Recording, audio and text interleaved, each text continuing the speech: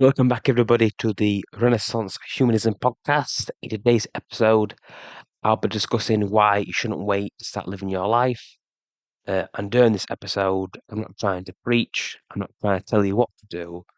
I'm just trying to give you some information so you can make informed decisions. Because that's what gives us actually true self empowerment, having the information and then making your choices and options on the information that I provided, what others provide as well. So let's get the show on the road.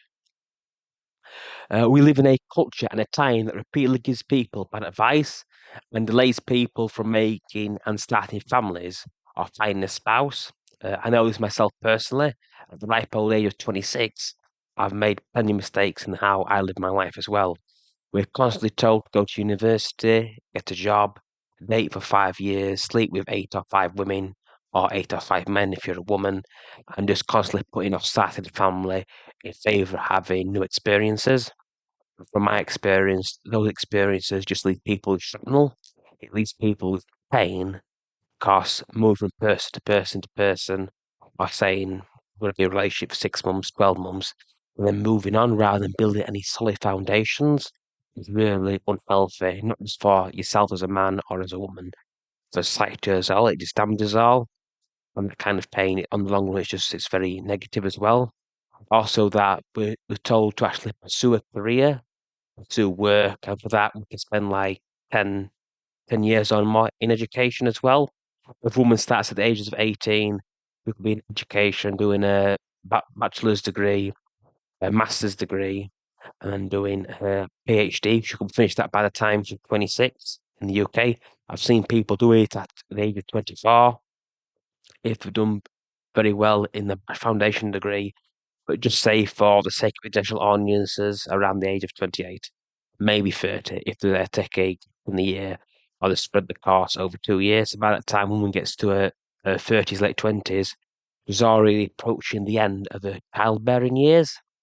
For a woman, the optimal age to get pregnant is the age between 18 and 35. And by the time a woman gets to finish education, she has to spend about 3 or 4, 5 years doing education, well, doing work experiences, and then again a career to go off. And by that time, she's in her late 30s, early 40s, and she might not be able to have children as well. As for men, we've got a longer sell-by date, just because for the men, our swimmers don't swim as well, but they can still get the job done. Women don't have that same advantage in that respect, and that society and the workforce is guiding towards a male working environment, a male, not so much environment, but the way it's actually work. As a man, he can go to university, he can get his qualifications, can do his experience, can work the kind of life, like childbearing until his late 30s, early 40s. And because of that, they don't have the option with the women don't have that option as well. I would also say that don't buy a dog as well, because a dog is a misplacement of the woman's natural childbearing instincts. Because rather than putting that mothering instinct on a baby, she gets a dog within a relationship. And dogs can be a pain in the ass when it comes to having children and starting a family because they require attention as well, and that attention needs to be given to the baby. And again, I think a big problem in today's society as well is that the natural mothering instinct, rather being directed towards children, is being brought into the workplace. It's making the workplace where people are coddled more, not as competitive, just cutting and thrusting, and that they're bringing motherhood into the workplace, and that's not their place as well.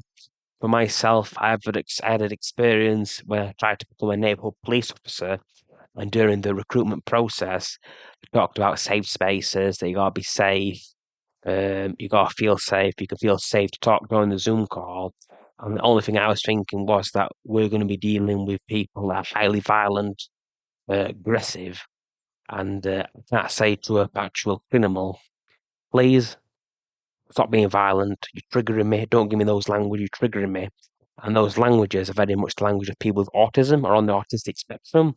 Reason say for people born between 1995 to 2010, or they've grown up with social media, that's all they've ever known. And because of that, and the breakdown of the family unit, the breakdown of extended families and the breakdown of people having larger families as well means that children are no longer being socialized. There's also a bigger gap between siblings as well. It could be 5, 6 years. For myself, there's 13 years between myself and my eldest brother. Or my other brother, there's about, I think it's 7 or 8 years. And because of that, there's not enough equally socializing for those young kids who are now adults now. The youngest, the oldest generation Z, they're born between 1997 and 2010. They are now 26 years old, and the youngest millennial is 27 years old. That's something very much to be aware of because they've grown up in this environment with social media. They don't understand social cues, don't understand like somebody's joking, somebody's being flirtatious, or somebody's being mean. They don't know the difference because they haven't been socialized. And that's another problem as well because in dating, finding love, there's risk. It can be painful, it can be enjoyable because you can't find a boyfriend, can't find a girlfriend, can't find a spouse if you are at home on social media. So there's this people trying to make everything safe, which is negatively in workforce as well. I'd also say there's no such thing as work-life balance unless you have a job where you work from home as well. This is very beneficial if you actually have office jobs.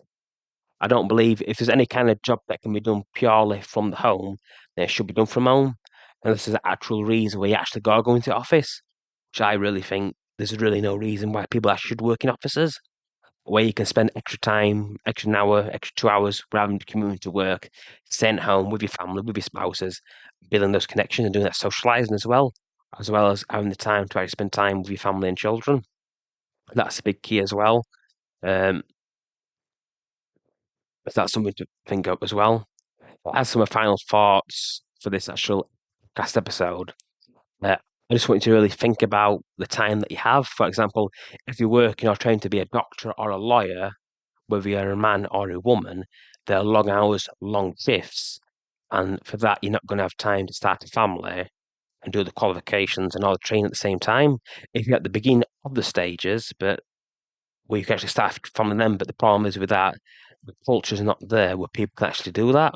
We can do that. It's just if a woman is 18, 19, with a boyfriend, they'll get a baby, there's a good chance in another 12 months' time he would have been a bunk or not stages because the cultures don't match.